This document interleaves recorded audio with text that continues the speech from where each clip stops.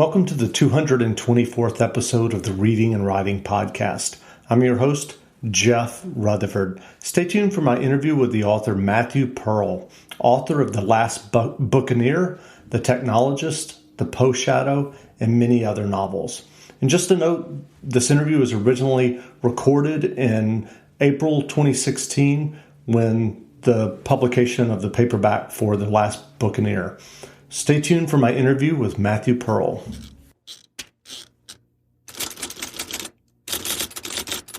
Welcome back to the Reading and Writing Podcast. My guest today is Matthew Pearl, author of the novel The Lastuccaneer, which has just been published in paperback. Pearl's earlier novels include The Dante Club, The Technologist, The Post Shadow, and The Last Dickens. Matthew, welcome to the podcast. Thank you, Jeff. Thanks for having me. Sure. Well, can you read 2 or 3 pages from your novel, The Lastuccaneer? Absolutely. This novel actually has 2 narrators, and the main narrator is a man named Fergens, and this is in England in the late 19th century. He's a bookseller and a book collector who gets involved with this strange breed of book person called the Buccaneer, and he'll explain a little bit what that means in this excerpt. Great. If you should ever meet people who tell you they know something about the Buccaneers, be skeptical. They probably deal in myths and fables. That most people have never heard of the Buccaneers and never will stems from the Buccaneers' unique position in that long, twisty, and mostly invisible chain of actors that links author to reader. It will be the Buccaneers' collective fate to have appeared and disappeared, with only traces left in our atmosphere, like so many meteors. The story I have to tell is about a particular Buccaneer of the most extraordinary skill, the last true representative, some might say, of that name and tribe. My account is true in all particulars, because I was there. The story has no beginning, I mean no single obvious starting point, but stories ought to try to begin somewhere. London will do, then. My bookstall in Hoxton Square was near the corner of Bowling Green Lane. I grew it, cultivated it, and, excuse my sentimentality, loved it for years, to the exclusion of almost everything else. My stall backed onto a fence, the iron spikes of which were clothed with moss in every variety and shade of green and brown from 200 years of growth. A church bell tolled periodically from one end of the street. A fire engine clanged from the other, and my books were situated comfortably between these sounds of spiritual succor and earthly warning. I should mention that in the course of having the bookstall, I met a few handsome women now and again who were interesting as they were affable, and my thoughts turned to starting a family whenever I would see Veronica and Emily, my beautiful little nieces, who lived in the country and kept me on my toes during my visits. But books are jealous mistresses. As soon as I was back in London, my time was consumed, to the point that the pursuit of anything more than cordial friendship was always cut short. Before long, I had lost my youth and my patience for indulging others. Books were everything in life. Books were better than wine. Most readers mistakenly believe books are creations of an author, fixed things handed down from high into their waiting hands. That is far from true. Think of the most interesting, the most alarming, the most brilliant choice made by a writer in literature. Now, consider that equally interesting, alarming, and brilliant maneuvers were made by people you will never hear about in order for that work to see the light of day. The path is never without obstructions, even more so when the publication proves influential or controversial. After years of keeping my stall, I grew more conscious of such hindrances. I noticed other shadows over the literary kingdom I had been too naive to see, and had occasion to encounter some of the denizens of these shadowlands, shameless autograph hunters, forgers. collectors who tried passing off third editions as firsts, publishers who gave false discounts and fabricated advertising costs, customs officials who sought graft on expensive editions imported from abroad. There is a verse I write in my notebook from memory about once a year. It goes, "Though an angel should write, still 'tis devils must print, and you can't think what havoc these demons sometimes choose to make."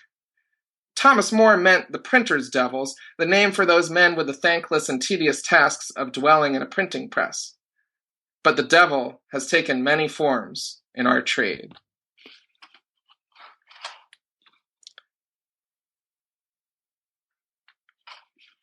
And that's how Fergens sort of starts off introducing us to this other side of the book world. Great, great.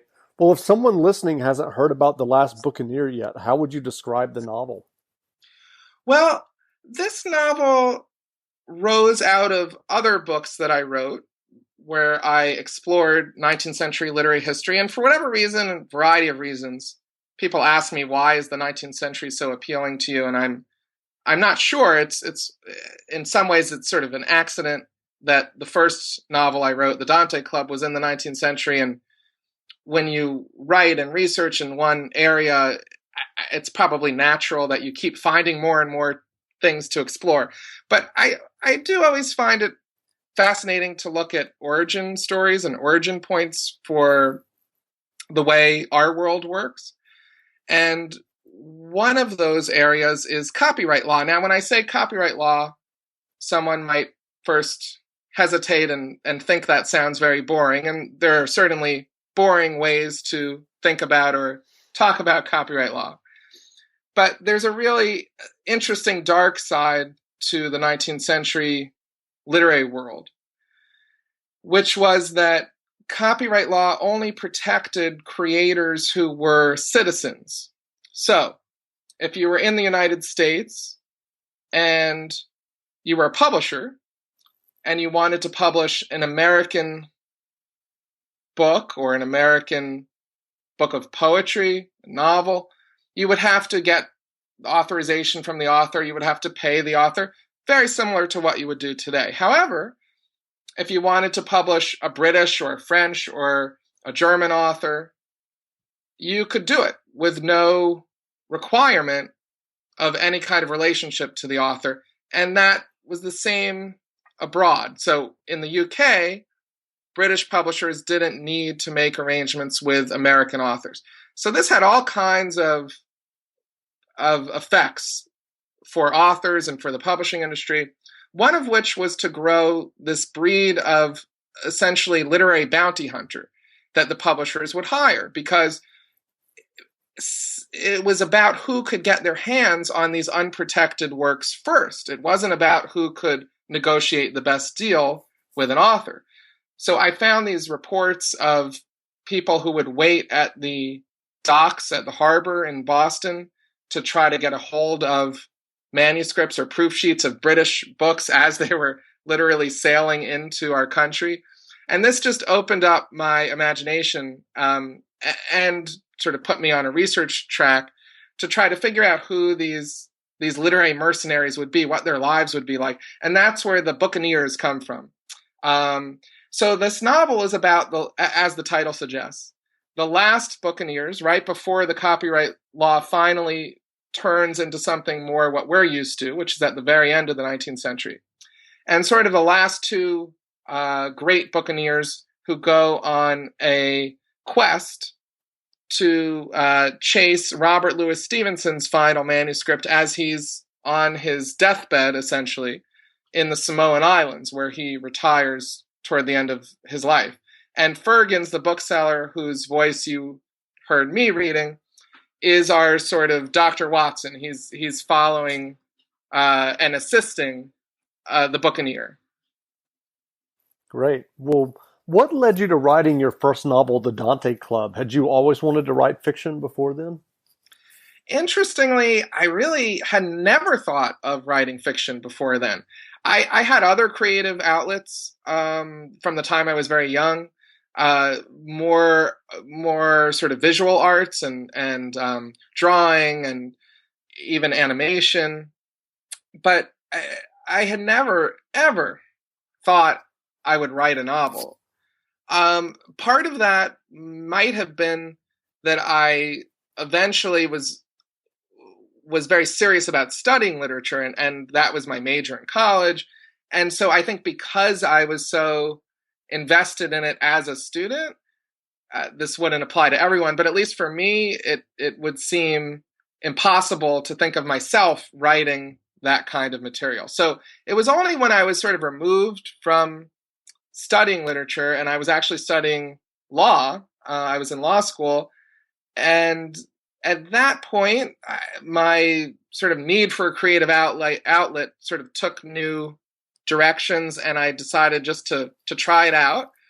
And I had most recently worked on the material of the Dante Club, the sort of raw historical material, as part of my senior thesis in college. And so I think that was what was freshest in my mind. So I sat down and sort of approached it from a historical fiction standpoint. I did a test chapter, a test scene, and I looked at it and thought, hey, I think I could do this. And by the way, I don't have that test chapter anymore, and it was probably awful from what I remember of it. It was nothing to do with what ended up in the novel, but and yet it was very important to me because it at least gave me the confidence at that moment to try it out. Gotcha. So given the research that you do for your novels, has your research already given you ideas for future novels? That's the wonderful and also sometimes overwhelming aspect I find of historical fiction writing and historical research in general, even if it was nonfiction writing, which I do some of as well, that you're constantly running into great ideas that aren't really going to fit in what you're currently writing, or maybe a mention of some of it would fit. And so I always have too many ideas that are springing from whatever I'm working on. And most of my books, The Lastuccaneer is my fifth novel, most of them have grown out of one of the previous books. So yeah, I have a list of ideas that will take me a lifetime. So what advice would you have for aspiring writers who might be listening and are interested in writing their own novels or short stories? Yeah, I think one of the hardest things for me developing my approach to writing, in part probably because I had not spent much time thinking about what it meant to be a writer and how to sustain the creative process of being a writer, since, as I say, it felt in some ways that I slipped into it accidentally, was to accept how much writing really is a process. I think for many new writers, or writers who have people who have tried to write but get frustrated, there's this disconnect between what's in our imagination, what's in our mind, and what we get on the page, and that feels overwhelming and sort of stops us from continuing on. And I don't know, I always think of this scene from the movie Romancing the Stone with Michael Douglas and Kathleen Turner. And the very first scene is sort of a something that she's writing, but you see it in real time, this sort of heroic romance. And then it cuts to Kathleen Turner at a typewriter as she's writing the story, as she's typing the story, and she's crying. And she takes the page off the typewriter and types the end, and her work is done. and I think that's whether someone has seen that movie or not. And by the way, when I bring that up in the past, if I'm speaking at a high school or a college, they don't know. They've never heard of the movie. They've never heard of Kathleen Turner. Well, anyway, that's a different story about growing older. But I think I really somehow, maybe because of that movie or not, I sort of thought writing would happen the way music happens, the way other kind of performative arts happen.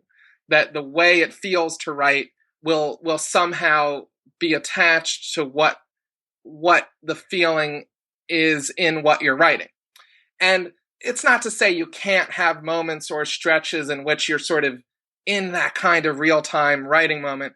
But the reality of writing is much more like a renovation or a construction of a house or a building. And I'm probably biased saying that because my father is a contractor and we grew up with renovations around our heads all the time. But if you've ever been through a renovation, you know, or a construction project, you know that it's only at the very end that, oh yeah, this room is starting to look like a kitchen. Or, oh, we could start painting the wall. And too many of us, when we write, are trying to paint the wall as the first step. Right. We have to accept that it's going to be a loud, ugly, dusty project if we're ever going to get to the point where it starts to match what was in our mind.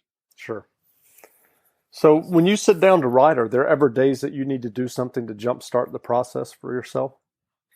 I think there are some ways in which doing research-based writing makes your life harder. But one of the ways that it's actually very nice, I think, as a writer, is that I never have to come up with any kind of acrobatics to get myself into my work, because even if what I'm actually writing at the moment does not feel like it's clicking, or I'm not ready to write or revise whatever I'm working on, there's so much research to do and so much research to organize that's how I usually start my writing day. Is I'll start by reading a couple pages of whatever research book or document that I'm looking at, taking notes on that, and then it sort of charges me up for the actual writing. Sure.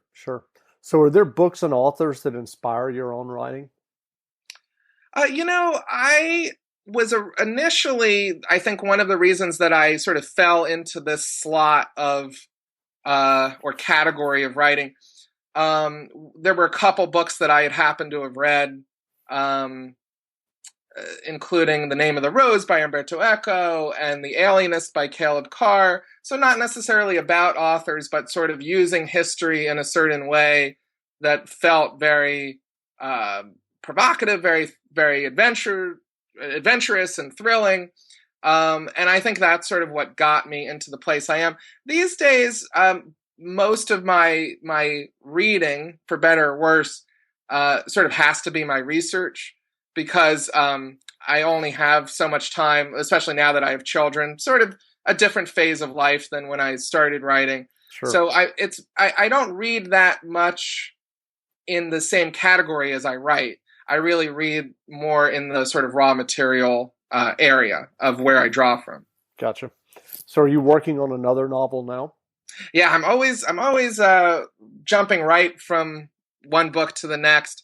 I've also been working on sort of long nonfiction articles simultaneously with books. So right now, I just finished a long nonfiction article on the first Boston detectives that will be in the Boston Globe magazine on May 1st. And the book I'm working on currently will be a sequel to the Dante Club. So this will be my first official sequel. The Lastuccaneer actually has its roots in my third novel, The Last Dickens, but it's not technically a sequel. This will be sort of a continuation of that first novel and sort of, in some ways, bringing a lot of the elements from my other books, including The Lastuccaneer, together into a new story. Great. And is there a publication date set for that yet? I'm not quite far enough along where they've set any dates, but I'm plugging away. Good. Well, again, we've been speaking with Matthew Pearl, author of the novel The Lastuccaneer, which has just been published in paperback. The book is in bookstores now, so go grab a copy. And Matthew, thanks for doing this interview. Thanks so much, Jeff. Great.